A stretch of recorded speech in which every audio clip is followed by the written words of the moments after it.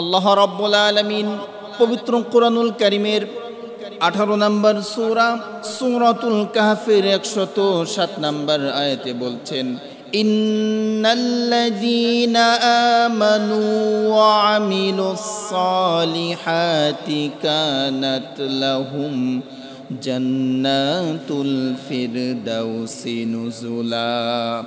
আল্লাহ রাব্বুল আলামিন বলেন, যারা ঈমান আনবে এবং আমলে সালিহা করবে, আমি আল্লাহ আমার ওই সকল গোলামদেরকে জান্নাতুল ফিরদাউসের মেহমান বানাবো। তাদের জায়গা হবে জান্নাতে। ওই সকল বান্দারা জান্নাতে প্রবেশ করবে, ওই জান্নাতে আজীবন তারা বসবাস করবে। আল্লাহ রাব্বুল আলামিন তার ঈমানদার মুমিন বান্দাদের জন্য জান্নাত বানিয়েছেন। এই জান্নাতগুলো সকলের জান্নাত সমান হবে না।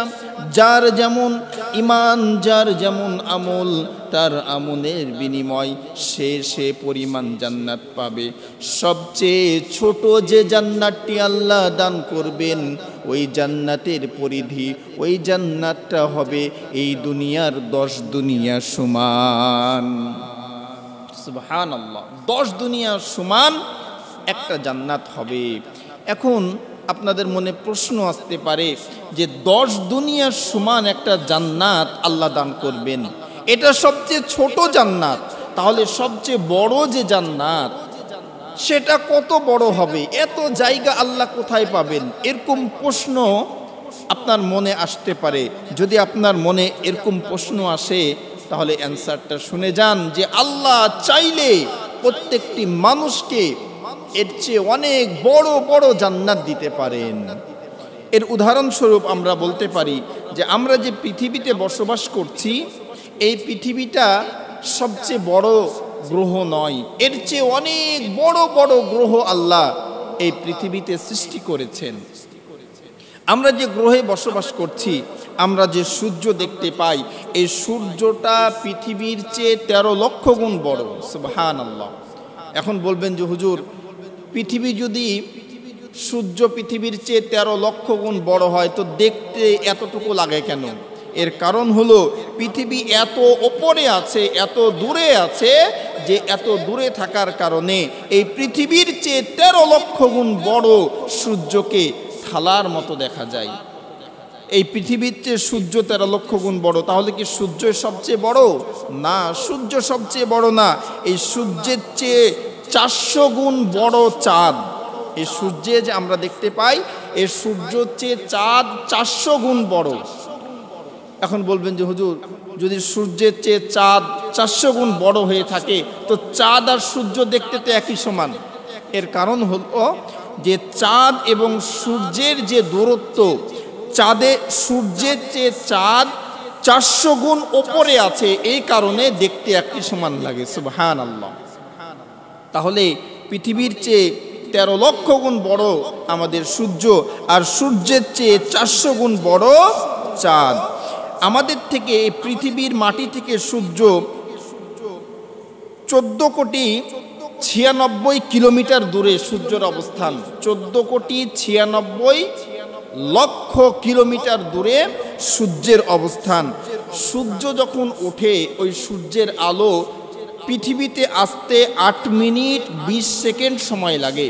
তাহলে চিন্তা করেন যে এই জমিন থেকে কত ওপরে আল্লাহ এই সূর্যের অবস্থানকে দিয়েছেন।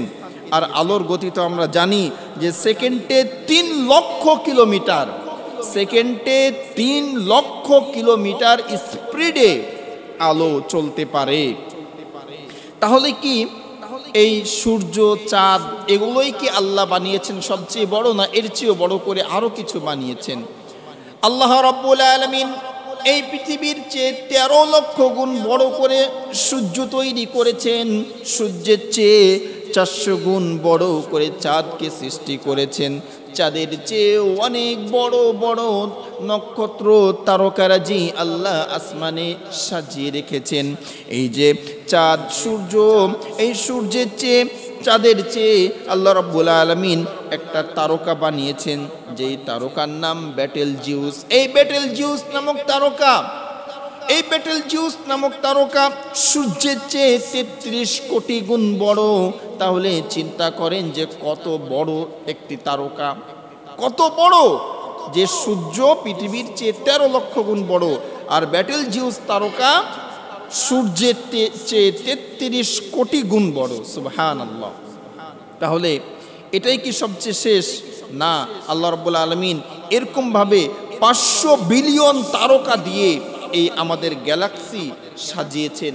সব প্রথম আসমানের নিচে এরকম বড় বড় তারকারাজি দিয়ে আল্লাহ রাব্বুল আলামিন আমাদের এই গ্যালাক্সি তৈরি করেছেন। এই যে এত বড় বড় গ্যালাক্সি তারকারাজি, এগুলো যখন ব্ল্যাক হোলের কাছে যায় তখন মুহূর্তের মধ্যে ওই ব্ল্যাক হোল এই তারকারাজি এই সূর্যগুলোকে গিলে খেয়ে নেয়। বলুন সুবহানাল্লাহ। তাহলে ওই ব্ল্যাক হোলটাকে আল্লাহ কত বড় করে বানিয়েছেন।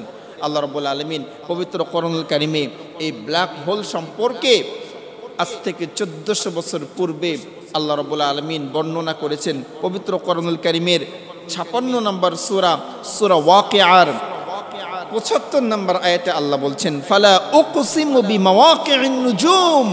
আল্লাহ বলছেন, আমি শপথ করছি তারকারাজি, আস্তচলের তারকারাজি যেই জায়গাতে যে নিমিষেই হারিয়ে যায়, ওই জায়গার আল্লাহ শপথ করেছেন। আজকের বিজ্ঞান এটা প্রমাণ করেছেন।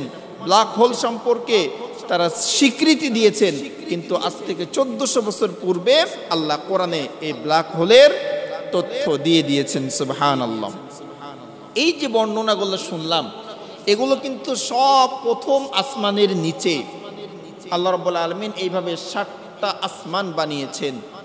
নবীজি বলছেন যে প্রথম আসমান, এই জমিন থেকে আসমানের দূরত্ব 500 কিলোমিটারের রাস্তা, 500 কিলোমিটার রাস্তা। নবীজি বলছেন এই জমিন থেকে আসমানের দূরত্ব 500 বছরের রাস্তা। কিন্তু আশ্চর্যের বিষয়, নবীজি কিন্তু বলেন নাই যে কোন যানবাহনে আপনি 500 বছর যাবেন। সাইকেলে যাবেন, মোটর সাইকেলে যাবেন, বাসে যাবেন, বিমানে যাবেন, না রকেটে যাবেন, কিসে গেলে আপনি 500 বছর গেলে প্রথম আসমান পাবেন।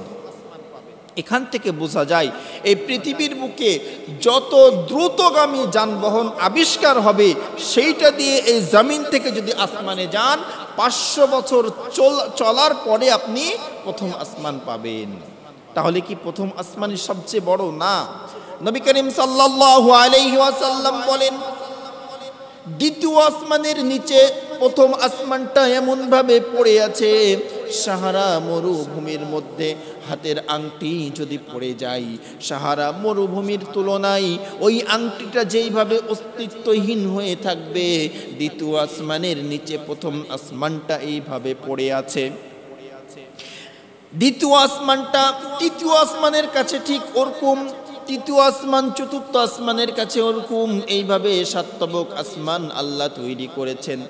এই মাটি থেকে প্রথম আসমান 500 বছরের রাস্তা, এরপরে প্রথম আসমানের পুরটা আবার 500 বছরের, এরপরে আবার 500 বছরের গ্যাপ, এরপরে আবার দ্বিতীয় আসমান 500 বছরের পুর, এরপরে আবার দ্বিতীয় আসমানের ওপরে তৃতীয় আসমানের গ্যাপ, এরপরে তৃতীয় আসমানের আবার 500 বছরের পুর। এইভাবে 7 তবক আসমান আল্লাহ রাব্বুল আলামিন তৈরি করেছেন।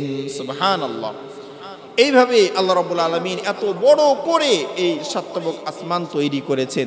তাহলে যে আল্লাহ এইভাবে এত বড় বড় তারকারাজি, নক্ষত্র তৈরি করতে পারেন, এত বড় বড় আসমান তৈরি করতে পারেন, ওই আল্লাহ কি পারেন না প্রত্যেকটি মানুষকে 10 দুনিয়ার চেয়েও বড় করে জান্নাত দিতে?